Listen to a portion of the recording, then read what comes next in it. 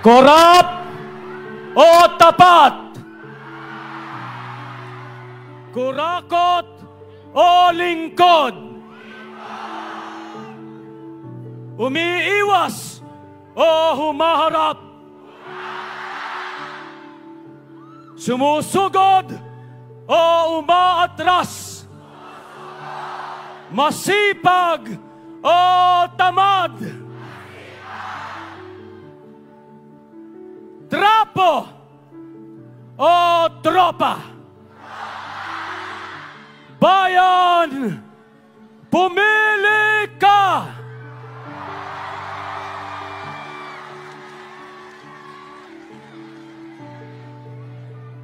Damang-dama ko ang ating pag-ibig sa isa't isa ngayong gabi. Palakpakan natin ang ating paninindigan. Ito ang tunay na pag-ibig sa bayan. Dahil ayaw natin ng korupsyon. Dahil ayaw natin ng lahat ng uri ng inhustisya. Dahil ang dalawang ito ang dahilan kung bakit maraming naghihirap sa ating mga kababayan at naghihirap ang ating bansa. Nandito tayo dahil mahal natin ang Pilipinas. Hindi tayo mga yellow tards, hindi tayo mga pink lawan, hindi tayo mga bayaran. At lalong-lalong, hindi tayo mga komunista.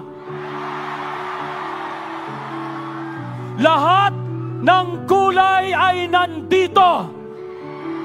Asul, dilaw, pula, berde, rosas, at kayumanggi. Tayo ang sambayanang Pilipino. Mahal natin ang ating bayan, iniibig natin ang ating bandila, at may takot tayo sa Diyos.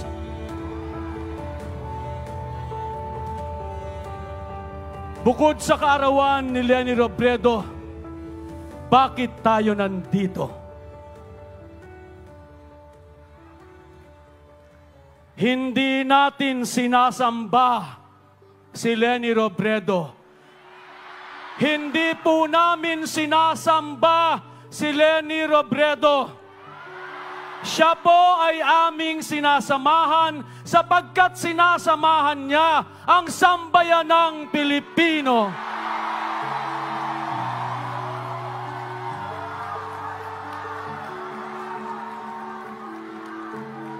Hindi natin sinasanto o sinasanta si Leni Robredo. Hindi po namin sinasanto o sinasanta si Leni Robredo. Siya po ay aming sinisinta dahil iniibig niya ang ating bayan. Dahil siya ay totoong tao, sumasakay ng bus at umaangkas sa motorsiklo.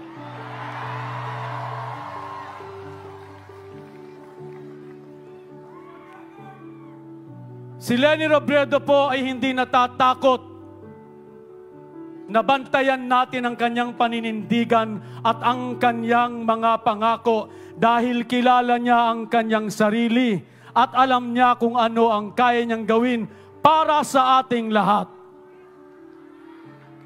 Hindi po siya natatakot na punahin. Nais po niyang itawagan natin ang kanyang atensyon sapagkat alam niya na ang pagpuna ay pagmamahal sa bayan. Ang pagpuna ay ating tungkulin bilang nagbabayad ng buwis. Ang pagpuna sa gobyerno ay hindi pagre-rebelde o hindi pagre-reklamo. Ang pagpuna sa gobyerno ay pagmamahal at bahagi ng ating karapatan bilang mamamayang Pilipino. At alam na alam po yun ni Leni Robredo. Kaya't, iyon po ang simula ng isang malusog na relasyon ng gobyerno at ng mamamayan. Kung nagkakaintindihan ang pamahalaan at ang kanyang taong bayan, nagdadaop palad, nagkakaunawaan at sabay-sabay na magtutulungan upang umangat tayong lahat. Upang masumpungan natin ang pagrosas ng bukas.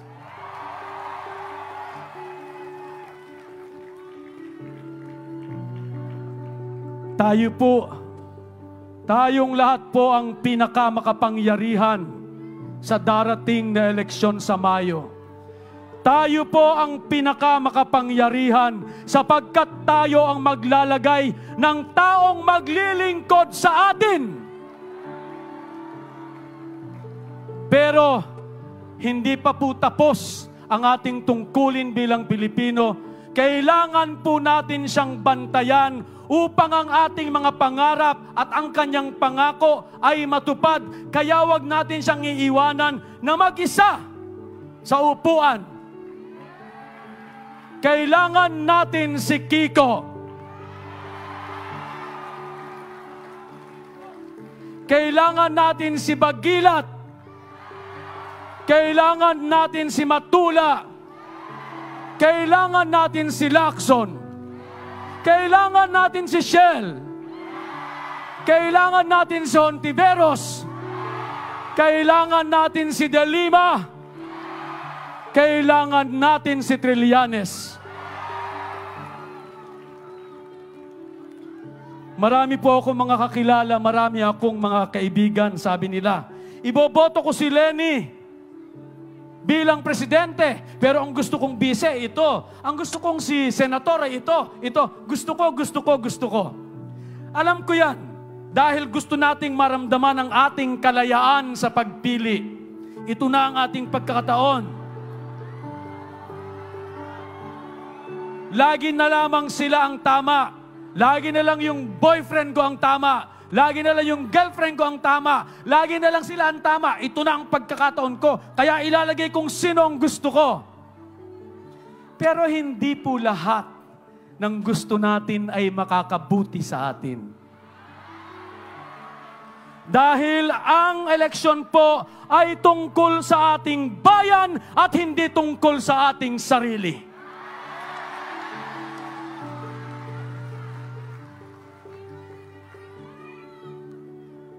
Radikal ang pagmamahal.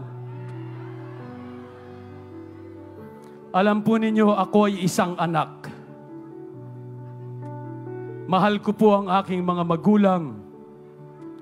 Kaya nauunawaan ko si Bongbong bilang isang anak. Subalit, hindi kwalifikasyon sa pagkapresidente ang nauunawaan ko ang isang tao.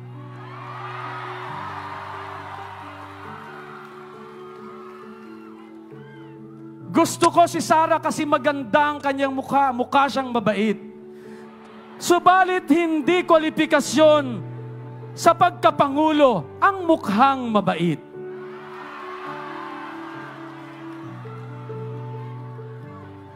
Kilala ko si Isko. Subalit hindi po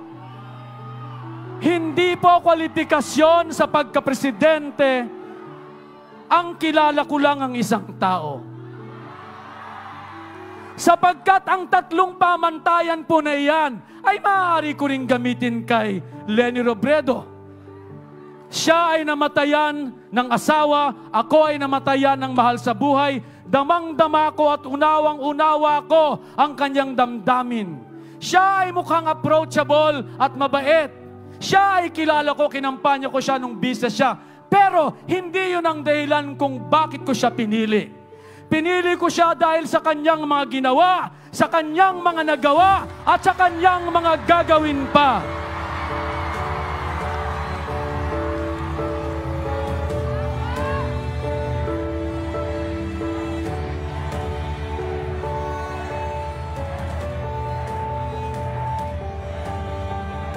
Siya lamang po ang nakita kong kandidato na pumupunta sa lahat ng malalayong lugar na hindi pa napupuntahan ng sinumang opisyal at natutulungan niya ang mga kababayan nating mga mahihirap.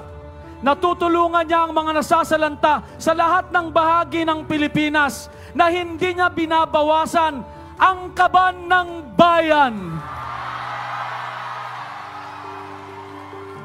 Ni hindi niya kinukuha at nababawasan man lamang ang buwis ng bayan. Ang dami niya nang natulungan, subalit ang pinanggagalingan ng pera at ng pondo ay mula sa mga iba't ibang organisasyon at iba't ibang kumpanya na may tiwala sa kanya. Sino pa ang gumawa noon? Siya lamang po ang kilala ko. At nagagawa niya yon dahil siya isang abogada, siya isang ekonomista, siya isang guro.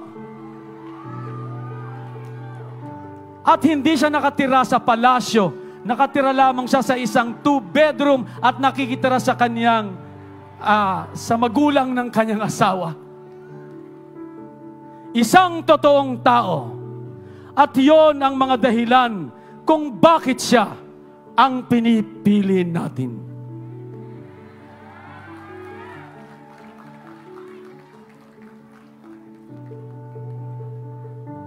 At higit sa lahat, ginagawa ito ni Leni Robredo hindi para sa kanyang sarili, kung hindi para sa bayan.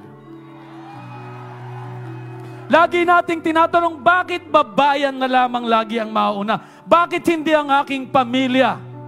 Pag pinili mo ang bayan, kasama na rin ang iyong pamilya, kasama na rin ang iyong sarili, sapagkat pag ang bayan natin ay umunlad, uunlad tayong lahat. Pag ang bayan natin ay bumagsak, babagsak tayong lahat.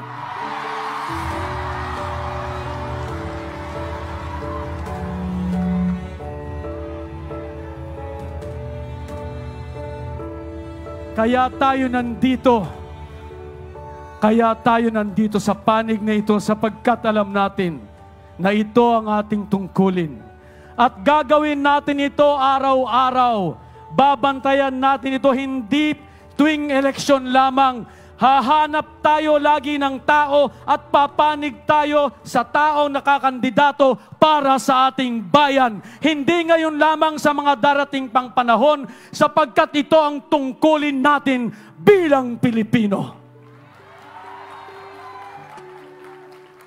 Tayong mga Pilipino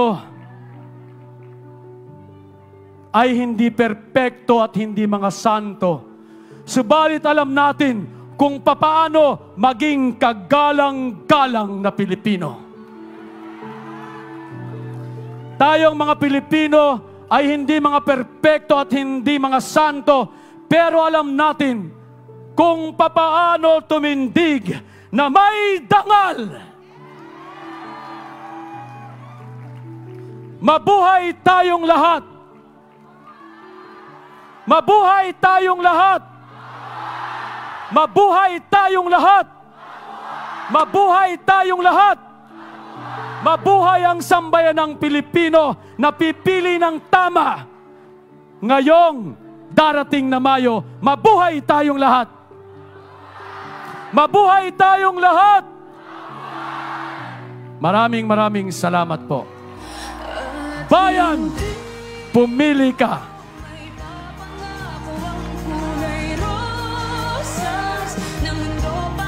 Maraming salamat, John Garcia!